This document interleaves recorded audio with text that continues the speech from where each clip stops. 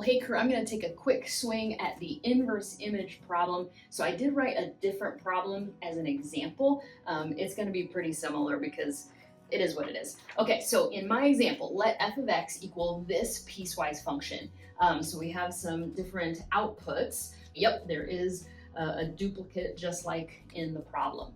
So then it says let e sub k be the inverse image under f of, and then the interval here is important because, well, that's exactly how ours is set up as well, right? Closed on one side, open on the higher side. For k equals 2, 3, 4. These values are specific to these, right? These outputs.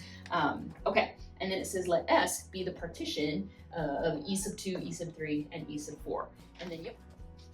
So there's our piecewise graph of our function f. We are not going to draw the inverse of this because that's not what inverse image means. But I do want to come up with what e sub k is supposed to be for e sub 2, e sub 3, and e sub 4. So, okay, what intervals are we talking about for e sub 2?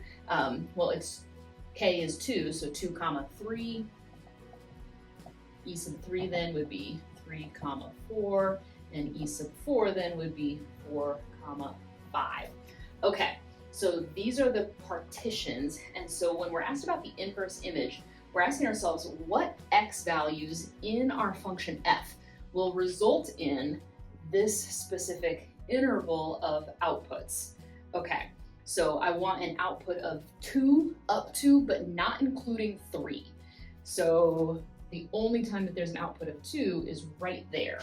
So when I'm asked about that inverse image, my answer or my result is, well, it's across the interval of x's from 7 up to but not including 8. So that's where I got the output of 2, but not the output of 3. So then what does that mean for us calculating the upper and the lower sums? Well, interestingly enough, they're actually going to be the same because of this piecewise and the open and closed dots here. So on the interval from 7 to 8, right, the upper or the highest value possible is 2. It's just 2. That's also true about, well, what's the lower value possible? It's still 2, right? Because you can't jump up to there. And that's true for the upper value as well. You can't jump there. And for the upper, well, we're not able to be on 8 exactly. So nope, the upper and the lower are both 2. So this first part of the sum then would just be 2 for both the upper and the lower. So e sub 3, right? What values of x in the function f will result in an output of 3 up to, but not including 4? There are 2 of those.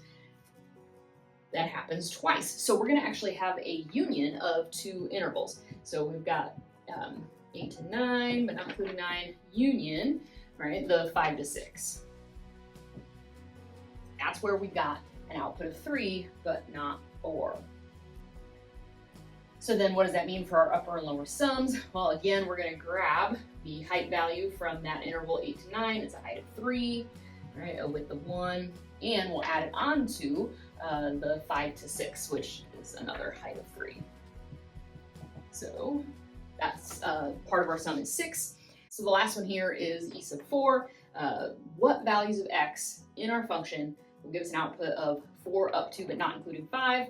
Well, there's only one interval where that happens, and that's on the interval from 6 up to, but not including 7. So then our upper and lower sums, right? That height there is 4, the width is 1. So we've got 4 times 1, which is of course 4. So when we sum all of that together, what we're actually getting is an upper and lower sum that are identical because the area underneath is exactly 12. So that's how we do an inverse image problem.